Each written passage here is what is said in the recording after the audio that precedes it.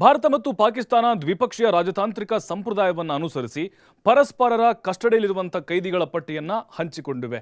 ಹಾಗಾದ್ರೆ ಪಾಕಿಸ್ತಾನದಲ್ಲಿ ಎಷ್ಟು ಭಾರತೀಯರು ಜೈಲಲ್ಲಿದ್ದಾರೆ? ಹಾಗಾದ್ರೆ ಆ ಲಿಸ್ಟ್ ಅನ್ನ ನೀವು ಒಂದ್ಸಲಿ ನೋಡ್ಬಿಡಿ. ಪಾಪಿಗಳ ಲೋಕದಲ್ಲಿ ಭಾರತೀಯ ಕೈದಿಗಳು, ಇದು ಬೆಚ್ಚಿ ಬೀಳಿಸೋ ಜೈಲ್ ರಿಪೋರ್ಟ್.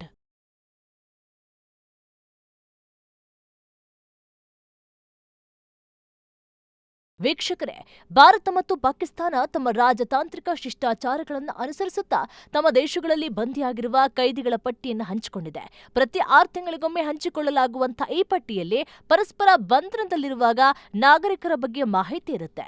ಈ ಪಟ್ಟಿಯನ್ನ ನವದೆಹಲಿ ಮತ್ತು ಇಸ್ಲಾಮಾಬಾದ್ನಲ್ಲಿ ಸ್ಥಾಪಿಸಲಾದ ರಾಜತಾಂತ್ರಿಕ ಮಾರ್ಗಗಳ ಮೂಲಕ 2 ದೇಶಗಳ ನಡುವೆ ವಿನಿಮಯ ಮಾಡಿಕೊಳ್ಳಲಾಗಿದೆ. ಮೇ 2008ರಲ್ಲಿ 2 ನೆರೆಯ ರಾಷ್ಟ್ರಗಳ ನಡುವೆ ಸಹಿ ಹಾಕಲಾದ ಕಾನ್ಸುಲರ್ ಪ್ರವೇಶ ಒಪ್ಪಂದದ ನಿಯಮಗಳ ಅಡಿಯಲ್ಲಿ ಭಾರತ ಮತ್ತು ಪಾಕಿಸ್ತಾನದ ನಡುವೆ ಈ ಮಾಹಿತಿಯನ್ನು ಹಂಚಿಕೊಳ್ಳುವುದು ಅತ್ಯಂತ ಪ್ರಮುಖ ಕಾರ್ಯಗಳಲ್ಲಿ ಒಂದಾಗಿದೆ.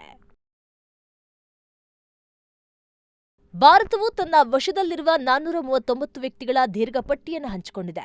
ಅವರು ಪಾಕಿಸ್ತಾನಿ ನಾಗರಿಕರು ಅಥವಾ ಪಾಕಿಸ್ತಾನ ಮೂಲದವರೆಂಬುದು ಬಲವಾಗಿ ಶಂಕಿಸಲಾಗಿರುವಂತಹ ದಾಖಲೆಗಳನ್ನು ಹೊಂದಿದ್ದಾರೆ.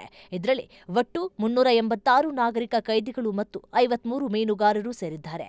ಹೀಗಾಗಿ ಭಾರತ ಇಸ್ಲಾಮಾಬಾದ್ಗೆ ಪಟ್ಟಿಯನ್ನು ಹಸ್ತಾಂತರ ಮಾಡಿದೆ. ಇನ್ನು ಇತ್ತ ಭಾರತ 188 ಭಾರತೀಯರ ವಿಷಯವನ್ನ ಎತ್ತಿತು. ಪ್ರತಿ ವರ್ಷ ಜನವರಿ 1 ಮತ್ತು ಜುಲೈ 1ರಂದು ನೋಂದಣಿ ಪತ್ರಗಳ ವಿನಿಮಯವು ಸಾಮಾನ್ಯ ಅಭ್ಯಾಸವಾಗಿದೆ.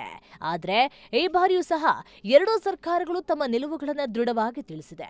ಕಾಣೆಯಾದ ಭಾರತೀಯ ರಕ್ಷಣಾ ಸಿಬ್ಬಂದಿ, ನಾಗರಿಕರು ಮತ್ತು ಮೀನುಗಾರರನ್ನ ತ್ವರಿತವಾಗಿ ಬಿಡುಗಡೆ ಮಾಡಿ ತಾಯ್ನಾಡಿಗೆ ಕಳಿಸುವಂತಹ ತನ್ನ ದೀರ್ಘಕಾಲದ ಬೇಡಿಕೆಯನ್ನ ಪುನರುಚ್ಚರಿಸಲು ಭಾರತ ಸರ್ಕಾರ ಈ ಸಂದರ್ಭವನ್ನ ಬಳಸಿಕೊಂಡಿದೆ.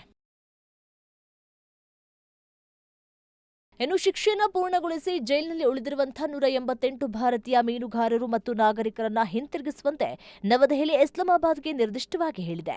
ಇದಲ್ಲದೆ ಭಾರತೀಯರೆಂದು ಶಂಕಿಸಲಾಗಿರುವ ಆದರೆ ಇನ್ನು ಅಧಿಕೃತ ಕಾನ್ಸುಲರ್ ಪ್ರವೇಶವನ್ನ ಪಡೆಯದ 13 ನಾಗರಿಕ ಕೈದಿಗಳಿಗೆ ತಕ್ಷಣದ ಕಾನ್ಸುಲರ್ ಪ್ರವೇಶವನ್ನ ಭಾರತೀಯ ರಾಜತಾಂತ್ರಿಕರು ಒತ್ತಾಯಿಸಿದ್ದಾರೆ. ಕಾನೂನುಬದ್ಧವಾಗಿ ಬಿಡುಗಡೆಯಾಗುವವರೆಗೆ ಎಲ್ಲಾ ಭಾರತೀಯ ಕೈದಿಗಳ ಸುರಕ್ಷತೆ ಮತ್ತು ಯೋಗಕ್ಷೇಮವನ್ನ ಪಾಕಿಸ್ತಾನ ಖಾತ್ರಿಪಡಿಸಬೇಕು ಅಂತ ಭಾರತೀಯ ಆಡಳಿತವು ಒತ್ತಿ ಹೇಳಿದೆ.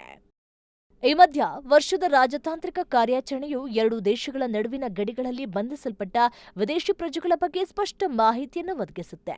ನವದೆಹಲಿಯಲ್ಲಿರುವಂತಹ ವಿದೇಶಾಂಗ ಸಚಿವಾಲಯದ ಅಧಿಕೃತ ಹೇಳಿಕೆ ಪ್ರಕಾರ ಈ ವಿನಿಮಯವು 2 ದೇಶಗಳ ನಡುವಿನ ರಾಜತಾಂತ್ರಿಕ ಸಂಬಂಧಗಳಲ್ಲಿ ಒಂದು ಮುಖ್ಯ ಅಂಶ ಆಗಿದೆ. ಈ ಪ್ರಕ್ರಿಯೆ ಕೈದಿಗಳ ಕುಟುಂಬಕ್ಕೆ ಸಹಾಯ ಆಗುತ್ತೆ ಮತ್ತು 2 ದೇಶಗಳ ನಡುವಿನ ಮಾನವೀಯ ಸಹಕಾರವನ್ನು ಉತ್ತೇಜನ ಮಾಡುತ್ತೆ. ಆದರೆ ಭಾರತ ಪಾಕಿಸ್ತಾನದಲ್ಲಿ ಬಂಧಿತರಾಗಿರುವ ತನ್ನ ನಾಗರಿಕರ ಬಿಡುಗಡೆಗೆ ಒತ್ತಾಯಿಸ್ತಾ ಇದೆ. ವಿನಿಮಯವು 2 ದೇಶಗಳ ನಡುವಿನ ರಾಜತಾಂತ್ರಿಕ ಸಂಬಂಧಗಳಲ್ಲಿ ಒಂದು ನಿಯಮಿತ ಕಾರ್ಯವಿಧಾನವಾಗಿದೆ. ಇದು ಕೈದಿಗಳ ಹಕ್ಕುಗಳನ್ನು ರಕ್ಷಿಸುವ ಮತ್ತು ಅವರ ಕುಟುಂಬಗಳಿಗೆ ಮಾಹಿತಿ ನೀಡುವಲ್ಲಿ ಸಹಕಾರಿಯಾಗುತ್ತೆ. ಪ್ರಸ್ತುತ 2 ದೇಶಗಳು ತಮ್ಮ ನಿಲುವುಗಳನ್ನು ದೃಢವಾಗಿ ತಿಳಿಸುತ್ತಾ ಇದೆ. ಭಾರತವು ತನ್ನ ನಾಗರಿಕರ ಬಿಡುಗಡೆಗೆ ಒತ್ತಾಯ ಮಾಡ್ತಾ ಇದ್ರೆ, ಪಾಕಿಸ್ತಾನವು ತನ್ನ ನಾಗರಿಕರ ಬಗ್ಗೆ ಮಾಹಿತಿಯನ್ನ ಕೋರ್ತಾ ಇದೆ. ಈ ಪ್ರಕ್ರಿಯೆಯು ಮುಂದುವರಿತಾ ಇದೆ.